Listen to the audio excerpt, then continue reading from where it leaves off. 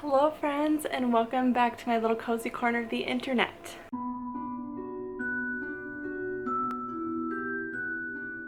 So I wanted to give you guys an update. I have officially started A Court of Silver Flames, and not gonna lie you guys, I'm over 100 pages in and I'm not a fan. I have been looking forward to this book so very much, especially because of the development that happened in A Court of Wings and Ruin with Cassian and Nesta, and then A Court of Frost and Starlight was so incredibly cozy and beautiful, and they had like that really sad awful moment, so I was like, oh my gosh, let's get to their story, right? And I'm just really not liking this so far. First thing I have to say is I thought it was going to be written from Nesta's point of view, but it's written in second person, so it's written like the author is telling you what's happening. Like if Nesta felt like this, Cassian felt like this, and I'm like, well, that's disappointing. The writing style is so different. One of the reviews on Amazon, actually the first thing that it said was, did Sarah J Maas get a new editor, because this doesn't even sound like her style of writing, and I completely agree. And it's just weird. It does not feel like we're in the ACOTAR universe at all, and it's just so sad. And the writing is so crass. I read one of the spicy scenes ahead of time to see if it was really that bad, because I've heard that this is like the worst one in that kind of realm. Like the actual sex itself wasn't that bad, but the comments, the words that Sarah J Maas is using to describe what's happening was so gross. Because first of all, I hate the C word in reference to male parts. Like I hate that word so much, and she uses that so often, and so that was annoying. I understand like some people are like, well, it's crass because it's supposed to be from like Cassian and Nesta's point of view, and she reads smutty books and Cass is like more inappropriate and that kind of stuff, and I'm like, yeah, but it's not written from their point of view. It's not written as if Nesta is telling the story. So if it was, I feel like it would not necessarily make more sense, but kind of make more sense. The parts that I've highlighted so far, on page 41 when Cassian was talking to Rhys, and oh, by the way, odd that like Farah and Rhys, they seem totally different. Farah seems like a totally different character. Does not at all seem like the Farah we've read about in past books, like at all. Rhys and Cass are having like a funny conversation. They were kind of talking about like Farah and Rhys having like intimacy or whatever, and Cassian grinned right back, even as something like jealousy tugged on his gut. He didn't begrudge them and their happiness, not at all. There were plenty of times when he'd seen the joy on Rhys's face and have to walk away to keep from weeping, because his brother had waited for that love. Rhys had gone to the mat again and again to fight for that future with Farah, for this. But sometimes Cassian saw that mating ring and the portrait behind the desk and this house and just wanted. So that part definitely made me tear up a little bit, because I want that for Cassian too. And there's so much more swearing in this book too, which I'm not a fan of. One weird part too was they were talking about how they used to just sleep around, all three of them. Any female who showed interest often in the same room as each other. Like, gross? That's weird. Keep reaching out your hand. I thought that part was beautiful. I really like that quote a lot, actually. And then really the only other parts that I kind of highlighted and tabbed were the way that Nesta is describing herself. Anyway, I've been blabbing for a hot minute, but I really just wanted to give you guys an update that I'm just not loving this. I'm not excited to get to like the smutty scenes because of the words that she's now using in them. Ugh, I just don't like the words. Ugh, not excited. Hello friends, good morning. It has been a day or two and I have made it to chapter 17, page 196. It's gotten a little bit better, not a whole lot. There have been some cute parts. Apparently I do not have a naturally dirty mind, because I like totally miss like the social cues of some of this stuff. Cassian and Nesta, they kind of had like their first moment. Cassian kind of like got her riled up about what powers she has. She like stepped toward him and he like backed up against a wall. Cassian surveyed her, gazed into her eyes, and breathed beautiful. And I was like, oh my gosh, like this is so cute. First time I saw that look on your face, you were still human, and I nearly went to my knees before you. Your power is a song, and one I've waited a very long time to hear, Nesta. This is the part that I was like, oh, I'm starting to love this so much. And then I can't even. He leans down to her ear and says, do you know what I'm going to think of tonight? I'm going to think of that look on your face. He took another step down the hall. I'm always thinking of that look on your face. Now, me, in my head, I was like, oh, like he's thinking, like he's always thinking of her. Like, that's so sweet. I'm a child, because that's not what he meant. That's not what he meant. And I didn't realize until like the next couple pages that he was thinking of her at night in bed by himself. I felt like such an idiot. I'm like, oh, that's okay.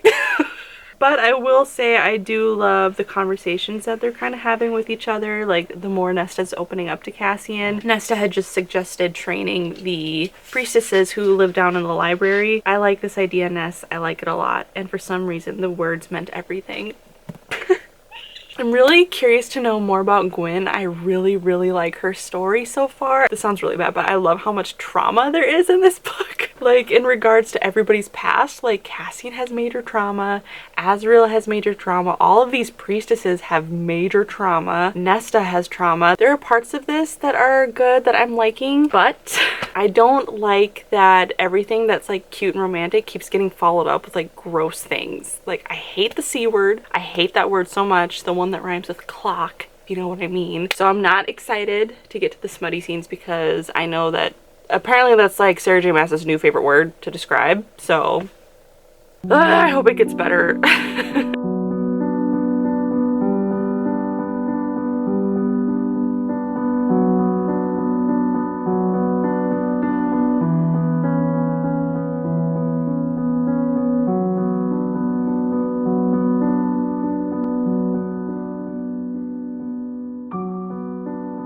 Beautiful friends, so it is the next day. I got to page 240. It just got revealed that Feyre is pregnant and that she's been pregnant for 2 months. Like, the fact that Cassian immediately just started whooping and got up and tackled Rhys, and it's just so cute, and Azriel just kissed Feyre on the head, and it was just a whole moment, and it made me so happy. Cassian was like, we're gonna be uncles, talking to Azriel, and it just like made my heart swell up. I am still holding out and hoping for more character development with Nesta. I know it's coming, I know it is, but like it's a slow burn. I still love her so much. Also, my favorite character in this book so far, like aside from Nesta, is the House of Wind. Like, the fact that the House and Nesta have like a friendship makes me so happy. It gives Nesta exactly what she needs, like, even if it's being a little rough with her and like not performing favors for her. But especially the day that she posted the sign-up sheet for the priestesses and she got home and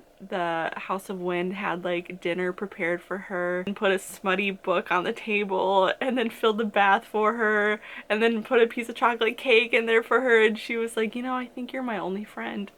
Hello friends, I'm back for another update. I have made it all the way to 466, so I've made quite a dent. I have a lot to say. I'm gonna try to condense it because I'm just like overwhelmed with how I feel about this book. I am living for Nesta's character development. I love it so much. I can't even explain it. I am so obsessed with Nesta, you guys, it's not even funny. Like, I even like did a little braid in my hair because I'm like, Nesta would wear a braid.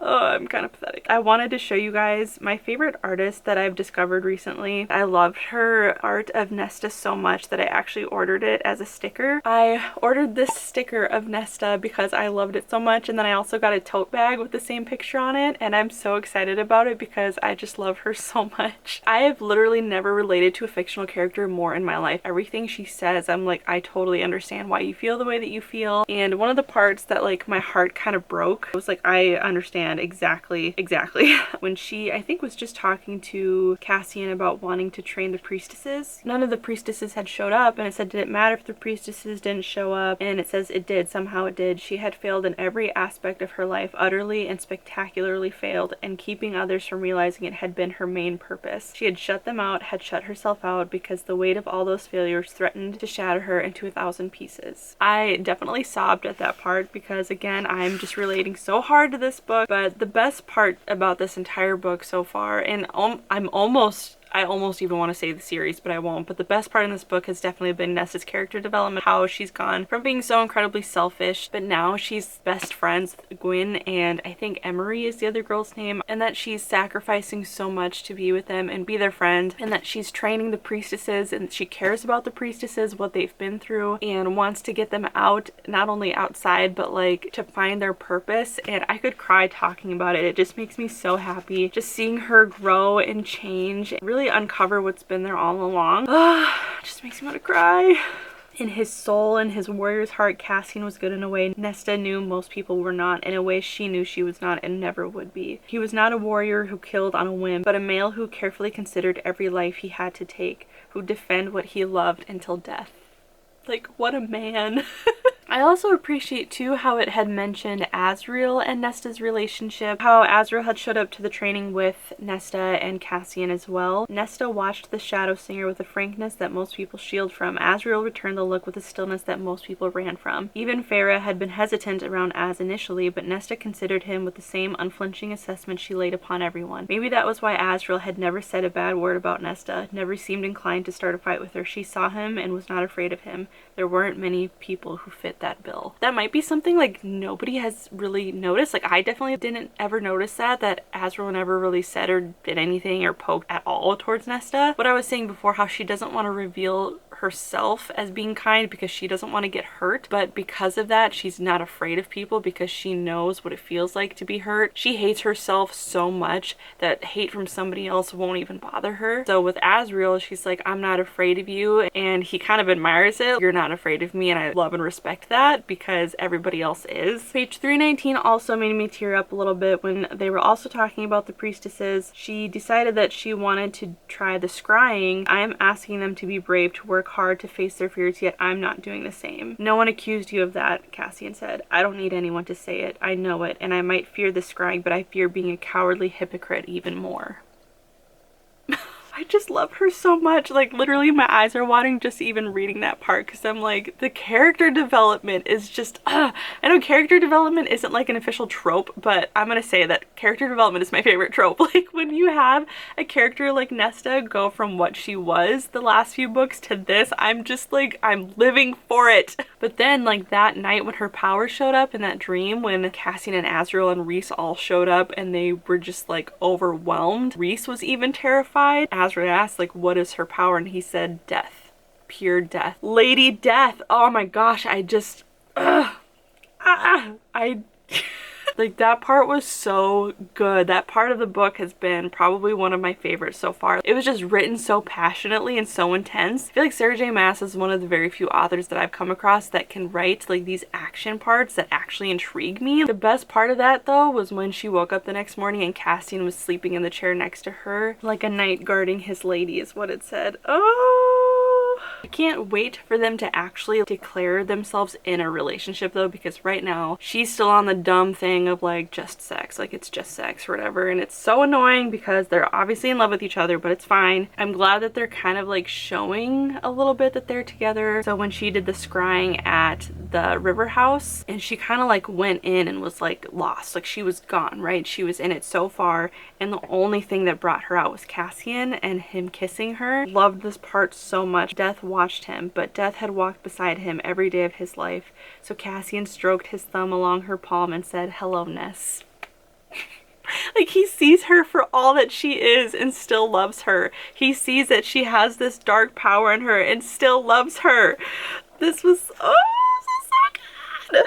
Just the slow burn to them being together is just killing me in the best way, and I love it so much. I will say though that the sex scenes are absolutely ridiculous. They are outrageous and I hate them so much. And there's a sex scene like every other chapter in this book. I'm only reading this because I love Nesta so much, but honestly, Sarah J Maas, freaking pull out a dictionary and learn some other words for real. It's so annoying. I had my husband read like the most intense scene that I've gotten to so far. Literally the first thing he said a few seconds and he was like, who edited this? Like, seriously, that word has popped up like every 4 words and I'm like, I know, right? He was like, does she not know any other word to talk about that? Like, that's like the only word that she's using. And I'm like, that's what I'm saying, and she hasn't used it in any of the other books yet. So the fact that it's coming up like constantly is infuriating. Like, I understand why people don't finish this book because of the smut, and I understand, like, there's smut that I don't mind. Qatar and Akamath was like, it was whatever, it was fine, I get over it. This is raunchy, It's cringy, it's disgusting. The words that she's using are ridiculous. The fact that she's so repetitive with that C word is driving me up a flippin' wall, and I hate it. Either way, it is getting a lot better. I'm liking it more, but I'm also hating it more, so we kind of have a love-hate relationship going on. It's fine. I'm gonna make my way through it because Nesta holds my heart right now. The house is still my other favorite character, the House of Wind. The way that it just takes care of Nesta and loves on her is just giving me all the happy feels. That is my update for now. I'm very much so looking forward to getting this book done though, but I'm not sure what I'm going to do with my life after. Like, what series do I start next? Or do I do some standalones? Do I read some thrillers? I don't know. I feel like such a fantasy girly now. Anyway, yeah, I'll see you guys in a little bit.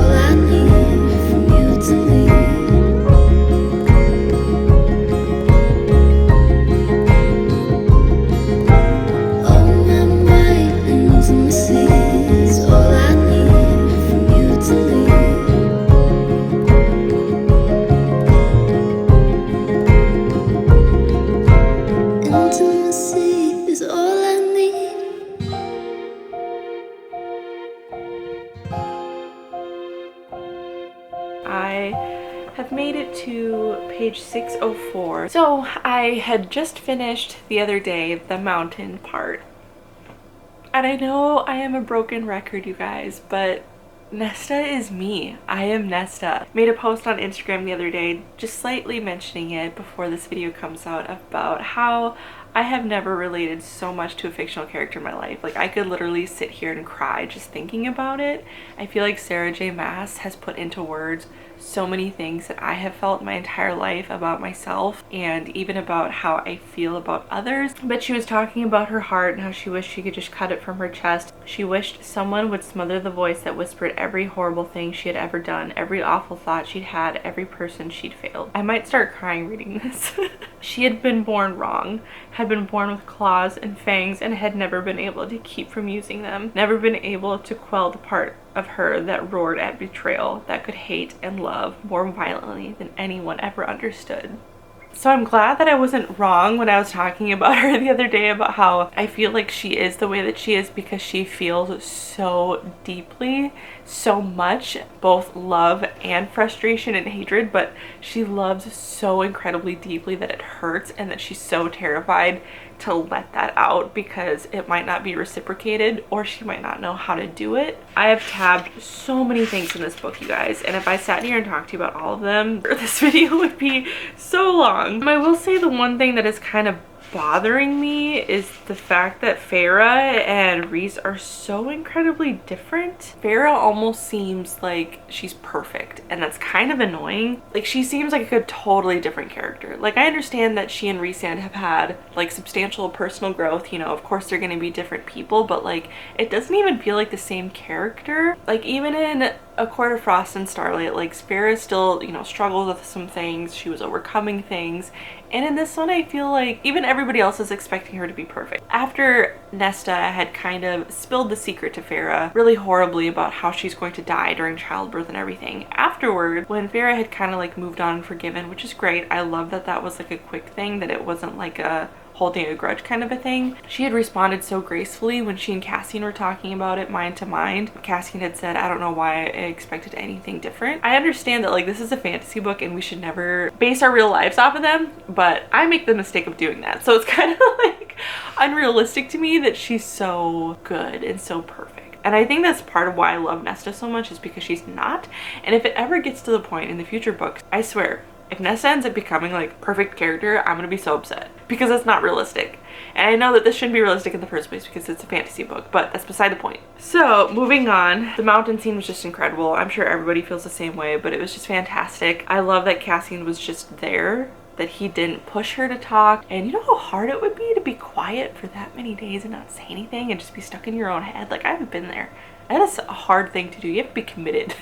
I just love that she just broke down, and literally the only thing Cassian said, I'm here. That's it. That's all he said, and I love that so much. I still don't know how to fix myself, and he said there's nothing broken to be fixed. Your story is worth telling, of course, is like one of the biggest quotes to come out of this book I found. I can't risk you, when Cassian was talking about going to the prison. Oh, I sobbed when the house led her down to the bottom of the library. It kind of showed her the darkness within itself, and she had said, I'm not afraid. Why am I crying about a house? You are my friend and my home. Thank you for sharing this with me. You see the tears coming over a house? Like, are you kidding me? When Azriel gave her that gift of that reading light, and she just like jumped up and hugged him, and everybody was like, but Azriel chuckled and squeezed her gently. Cassian smiled to see them. Thank you, Nesta said, quickly pulling away to marvel at the device. It's brilliant. Azriel blushed and stepped back, shadow swirling. I cried at that part too. So I'm gonna finish this scene about winter solstice, and I'm very excited. I had a dream last night about the winter solstice, actually, because Cassian had finally revealed what her gift was last year. It was like the first book ever or something like that. In my dream last night, I was talking to Nesta. She was not cute. She had like every flaw you could possibly imagine physically, which was really odd. And I'm wondering in my dream if that was supposed to represent like how she sees herself and how maybe sometimes I see myself. And so I was talking to her, and she actually had that gift, and it was a little green book like this big. It was a little book. It was like an olive green color, and it had black print on it, and when I opened it there were like photos of everybody, like of Cassian and Reese and Az, and photos of Farah and Elaine and everything. I have the weirdest dreams, you guys. But anyway, so she had that book, and I was trying to convince her to like go to winter solstice again because Cassian had another gift for her, and I was excited to see what it was. It was really weird that I had that dream because, like I said, I didn't read yesterday, and maybe I was just so excited to read today about this part, so maybe that's why, but I don't know. Either way, I'm excited, and I'm just gonna get right into it. Hello friends, so it is finally done. I can't believe I finished this series. I finished A Court of Silver Flames last night. I'm definitely gonna have some major book hangover, but at the same time, I'd rather have this hangover than the one that I got from Akamath, so we're living with it. But look how many tabs I have! Okay, so I'm gonna start off with the things that I've really enjoyed the last few chapters since the last time I kind of updated you guys. This is after Cassian had given her the winter solstice gift, and they were talking about Eris, and she said, I would marry him because I'm just like him. I deserve Eris. You are good, Cassian, and you are brave and brilliant and kind, and I could kill anyone who has ever made you feel less than that, less than what you are. And I know I am a part of that group, and I hate it. You are everything I have never been and will never be good enough for. Your friends know, and I have carried it around with me all this time that I do not deserve you. Cassian stood before her, tears streaming down his beautiful, perfect face, cried immediately. She didn't balk from it, letting him see her like this, her most raw, most base self. He'd always seen all of her anyway. And then I cried really hard because that part was, of course, very relatable to me. With me and Steven. Steven was my first boyfriend, and the first time he asked me out, I said no because I was so terrified.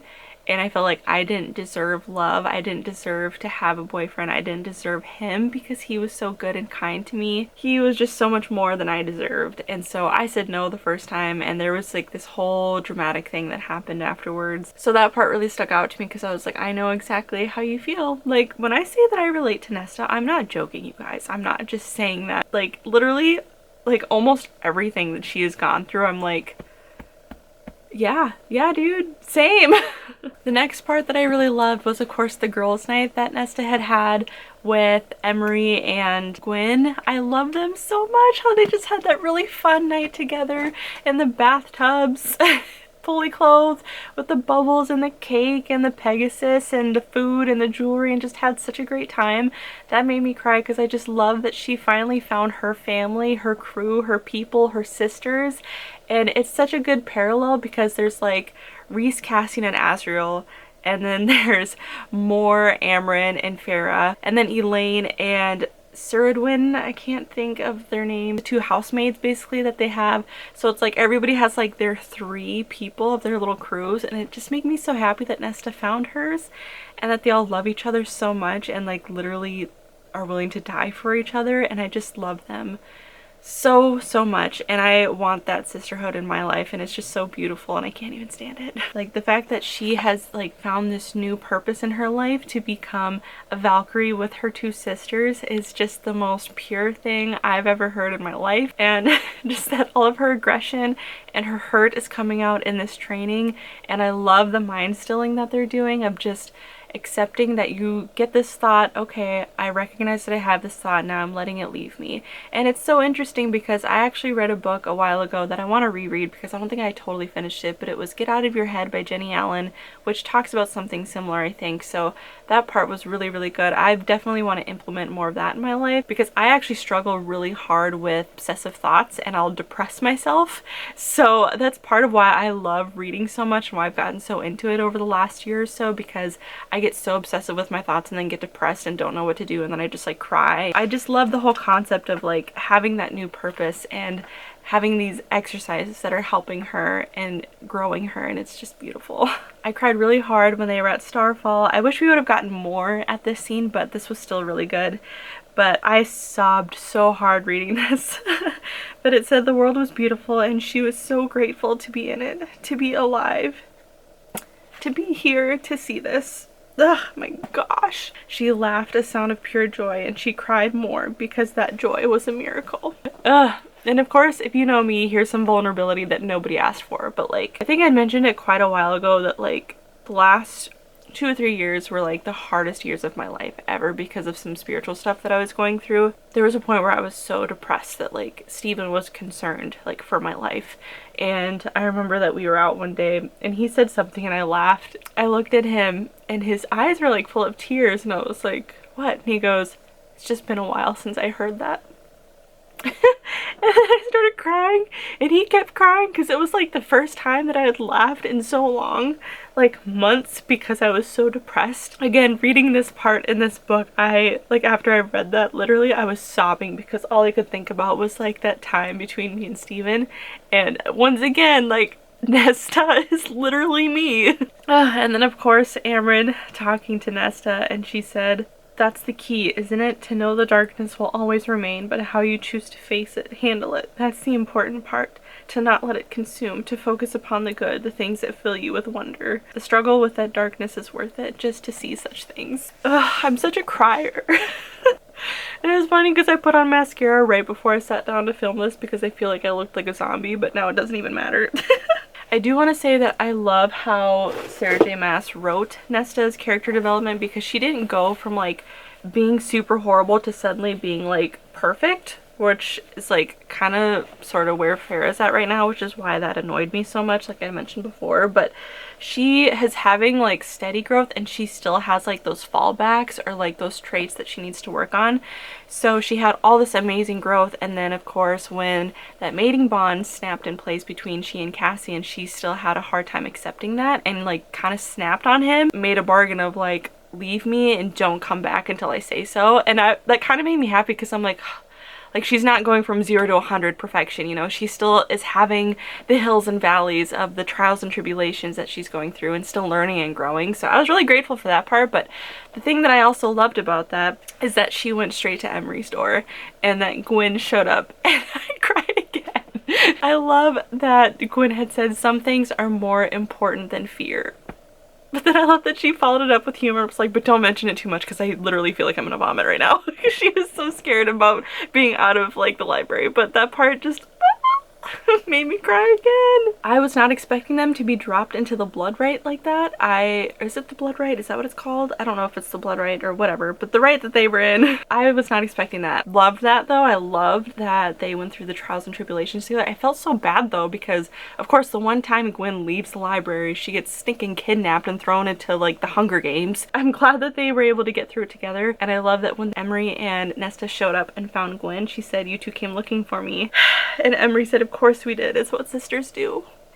I love the parallels that Sarah J. Maas is using because on page 687 it talks about the three of them fighting these males. Each movement sang in perfect harmony with her breath. Each pivot of her body, her limbs was part of a symphony. And I was like, oh, I remember reading that in Akawar when I think it was Amarin talking about Cassian in battle, and it said, I think she had said like for Cassian, war, battle, fighting, it's like a symphony for him. And I was like, oh, that was really good. I think I actually showed that part in my vlog.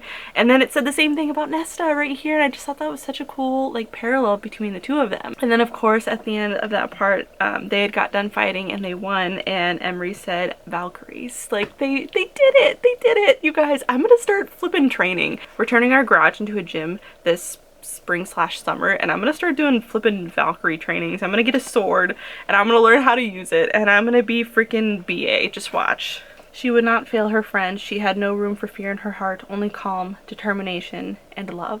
Also wanted to note that I found my next tattoo. I loved this series so much that I was like, I'm never rereading this again because it's just, it destroys me. Like emotionally, I want this world way too much. I talked about this more in my Akamath vlog if you want to go watch that, where I cry and talk about mental health and fantasy and all that, and how it's like really hard for me to kind of separate the two, and I become too envious of those worlds and those characters, and it's dangerous for me. I don't buy any merch except for the Nesta sticker that I had mentioned earlier because I love the art so much, but aside from that, I'm like, I don't want any merch. I don't want to like have that constant reminder in front of me. Like even the books, I'm gonna put them on like a shelf where it's not in front of my face all the time because I'm like, I don't even want to have like that constant reminder, you know? But I'm making an exception because I love this so much that my next tattoo, I'm pretty sure I'm gonna get ataraxia. I'm gonna feel really dumb if that's not how you say it, but it's the name of the sword that Nesta made, and it means inner peace. I love that so much. I planned this a long time ago that in like my chest down here in this area I want to get a dagger.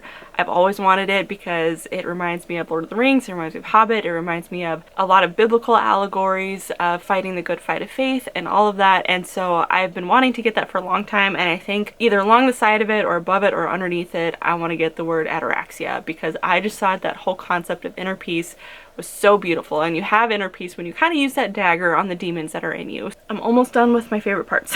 Page 734 was amazing when she was talking to the mother while kind of praying over Farah, and she had said, you know, I'll give everything back. They were talking about feeling, and the mother says, is that not what you wanted, to feel nothing? And she said, I thought it was what I wanted, but I want to feel everything. I'm gonna cry again. I want to embrace it with my whole heart. We need those things in order to appreciate the good. Some days might be more difficult than others, but I want to experience all of it, live through all of it with them. And that wise, soft voice whispered, so live, Nesta Artrin. Like, I cried again because once again, like I've said a million times, I swear Nesta's a deep feeler like I am, but she just puts that wall up, and obviously I cry about everything. I feel everything, and I've been told my entire life that it's a weakness and that it's something that I need to get over and grow up and yada yada yada, but reading this, it was almost like confirmation that more confirmation that it's okay to be emotional and it's okay to feel everything, because if you're not feeling everything, are you really living? And then the last thing was, of course, with Rhysand, when Nesta had kind of brought Farah back to life, that Rhys fell to his knees and took Nesta's hands in his, pressing his mouth to her fingers. Thank you, he wept, head bowed. Cassian knew it wasn't in gratitude for Rhys's own life that he knelt upon the sacred tattoos inked upon his knees. And then of course Nesta hugged him, but I was like, wow. Oh, that is such a good like full circle about the whole concept in Akamath. They were talking about how Rhys has those tattoos to remind him that he will bow before no one and get on his knees for no one but himself and his crown and of course his queen. And here he is bowing before his sister-in-law, his sister-in-love, for saving both him, his wife, and their baby. And I just cried because I'm like, oh, Rhysand, like getting all emotional. Honorable mentions though, I loved that Farah painted a portrait of Nesta and put it in their house. That part made me cry again. And then Eris, I want more of Eris. I want more of his story. I find him so interesting. I love him. I have since the beginning. Like I knew that he was quote unquote a villain, but I kind of low-key still loved him. Okay, so overall thoughts. Nesta's my soul sister. Like, she's me. If you want to know about me, read about Nesta. Honestly. Like, literally. But I think a rating, I would probably give it 4.5 out of 5. Four out of 5, because I loved the last like half of the book. We've split it into 4 pieces, right? First quarter, horribly written, really choppy, weird, didn't sound like surgeon mask. The second, gross. The third, also gross, but started to get interesting. And then the fourth was just fantastic. It was so good. I loved the Valkyries, I loved the sisterhood, loved the character development, loved casting a Nesta, loved even parts of like Rhysand was really great too. Surgeon mask is supposedly coming out with 3 more ACOTAR books. I want one about Eris's story, honestly. Like, if I could pick, I would want one about Azriel and Gwyn. I want one about Eris with a little bit of more, honestly, more is like unseasoned chicken to me. She's just not interesting. I'm sorry. Probably Nyx. That would be interesting to see like his story and everything. And freaking Lucian. Give me a book about Lucian. I need this man to have a happily ever after. Like, please, for the love of all things good in the world, give Lucian some love. So yeah, overall, I partially recommend this book. The only thing that ruined this book for me was the spice. It was gross, it was repetitive, the same words were used over and over again, and it just came up for no reason. Like, if you're working out throughout the day and you think of him, like, cute, talk about like couldn't stop thinking about Cassian, couldn't wait to see him tonight. You didn't have to go to the extent of like kept imagining his bleep in my mouth. Like, can you just like chill? I sound like a broken record, but I just love Nesta so flippin' much. She's a picture of what I want to grow into towards the end. The fact that she became such a strong warrior and lover, that she was sacrificing so much for everybody. Love Gwyn and Emery. I definitely want more of their backgrounds. This is just such a beautiful story. Like I said, I already talked about all the scenes that I loved so much, and I think I'm just gonna leave it at that. Overall, I'm gonna be thinking about this for a long time, but hopefully in a good way, because like I said, this book was inspiring to me in the sense of Nesta growing and changing. The other books were great, but this one just made me want to be better and to grow. And the house is still one of my favorite characters. Love the house so much, so beautiful. I love that Rhys ended up giving the house to them. I think that was like the best gift ever. And I love that Nesta wanted to have like an actual mating like ritual thingy party. The house was great, and I'm so happy that she made friends with the house first before she made friends with people. I just think that was really special and unique. Yeah, so I can't wait to see when the other ACOTAR books come out. It'll probably be like 10 years, but that's okay. This was still a satisfying enough ending for me that I'm willing to wait a while. And I'm hoping that I will find other books to feed me while I wait. Anyway, thank you guys so much for being here. I love you so very much. You are blessed, and I love you, and your life matters, and you're important, and you're special. And I will see you guys in my next video. Bye!